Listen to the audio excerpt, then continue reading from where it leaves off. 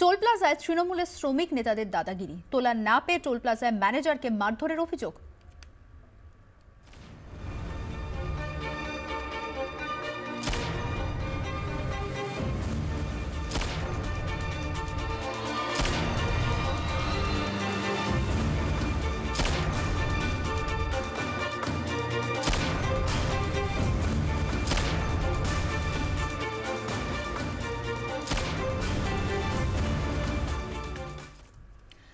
Durgapur এক্সপ্রেসওয়ের Palsit toll প্লাজায় তৃণমূলের শ্রমিক নেতাদের দাদাগিরি, অভিযোগ তোলা না পেয়ে মারধর করা হলো টোল প্লাজার ম্যানেজারকে। অভিযুক্ত তৃণমূলের শ্রমিক সংগঠন আইএনটিটিউসির নেতা শেখ আব্দুল আজিজ ও অশোক হাটি। অভিযোগ বুধবার দুপুরে তারা ম্যানেজার প্রীতম চ্যাটার্জির ওপর চড়াও হন। সেক্রেটারি ফি বাবদ দাবি করা হয় 2 লক্ষ টাকা, পাশাপাশি তাদের পরিচিত কয়েকজনকে কাজে নেওয়ারও দাবি জানান তারা। রাজি না হওয়ায় ব্যাপক মারধর করা হয় প্রীতম চ্যাটার্জিকে। কাল দুপুর 3:30 নাগাদ টিটিইউসি যে আপনার সেক্রেটারি আছেন যিনি অশোক কুমার হাটি এবং মোহাম্মদ আব্দুল আজিম, এই দুজন আমার ওপর দুপুর 3:30 নাগাদ ম্যানেজার রুমের ভেতর ঢুকে চড়াও হয়, আমার ওপর মারধর করে।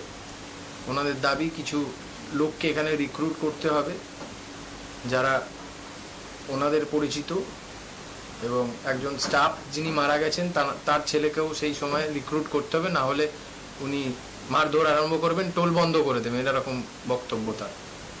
এবং তাদের দীর্ঘদিনের দাবি তৃণমূল পার্টির কিছু বরিষ্ঠ নেতা নেত্রীর নাম করে তোলা ওনার ভাষায় যাকে সেক্রেটারি ফিস বলে, আগের কোম্পানি ওনাকে দিয়ে গেছেন মাসে 2 লক্ষ টাকার কাছাকাছি, ওনাকে তোলা দিতে হবে, না হলে উনি টোল চালাতে দেবেন না, ম্যানেজারকে মারধর করে এখান থেকে তাই করে দেবেন আর কি।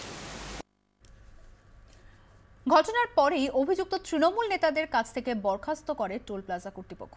অভিযোগ তবুও দমে যাননি তারা। বৃহস্পতিবার টোল প্লাজায় হাজিরার খাতায় সই করেন অভিযুক্ত তৃণমূল নেতারা। এবং আমাদের কোম্পানির তরফ থেকে ওনাদের সাসপেন্ড করে পার্মানেন্টলি টার্মিনেট করে দেওয়া হয় কোম্পানির তরফ থেকে।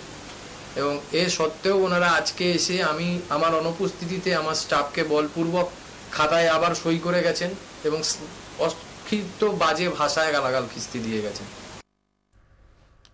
ক্যামেরার সামনে অবশ্য মুখ খুলতে নারাজ অভিযুক্ত তৃণমূল নেতারা, তবে ফোনে তাঁদের সঙ্গে যোগাযোগ করা হলে তাঁদের বক্তব্য তোলা আদায় নয়। মৃত এক কর্মীর পরিবারের সদস্যদের চাকরির দাবিতেই কর্তৃপক্ষের কাছে যান তারা। তখনই ম্যানেজারের সঙ্গে বচসা হয়, সামান্য ধাক্কাধাক্কিও হয়। শ্রমিক নেতাদের পাল্টা অভিযোগ, বেশ কিছু গাড়ির থেকে নির্ধারিত টোলের অনেক কম টাকা আদায় করে কর্তৃপক্ষ। পাশাপাশি কিছু গাড়িকে ছাড়ও দেওয়া হয়। যদিও টোল প্লাজা কর্তৃপক্ষের বক্তব্য সরকারি নিয়ম মেনেই টোল আদায় করে থাকেন তারা।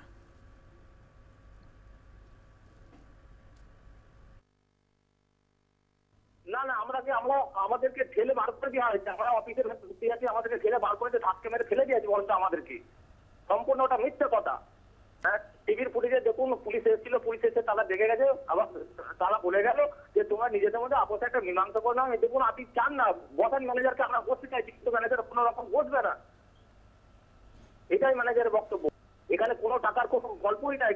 আমরা না নিতে চাই, দেখুন আমাদের সাথে আজকে কোনো টাকার সাথে কোনো সম্পর্কই নেই। আলোচনাটাই হলো না, তাহলে টাকার কথা তো পাচ্ছেই না, মানে বসবার দেওয়ার জন্য সময়টা তো দেয়নি। হাত তোলা হলে তো 1 বছর ধরে আমরা হাত তুলতাম, হাত তুলতে যাবো কেন? সে তো ম্যানেজার, তার সাথে হাত তুলতে যাবো কেন?